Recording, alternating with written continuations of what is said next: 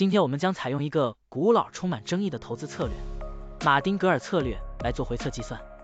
股票市场中，马丁格尔策略就是在股价下跌时增加投资，以较低的平均成本获得更多的股份，然后在股价上涨并达到盈利目标时，一次性卖出获利了结。如此周而复始，持续跟踪股价操作。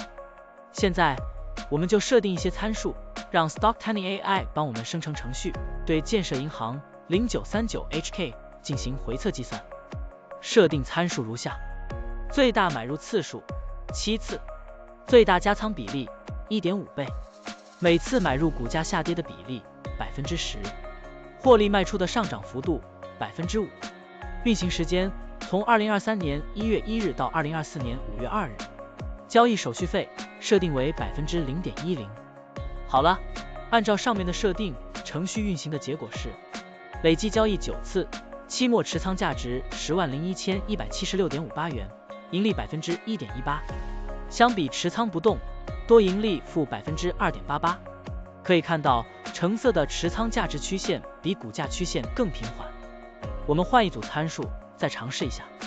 最大买入次数5次，最大加仓比例 1.5 倍，每次买入股价下跌的比例 8%， 获利卖出的上涨幅度 3%， 这样就可以得到新的回测结果。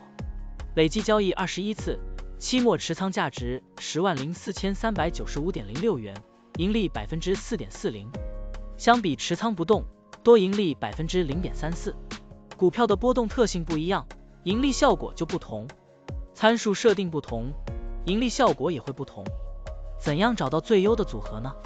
请评论区留言，让 Stocktiny AI 来帮助你。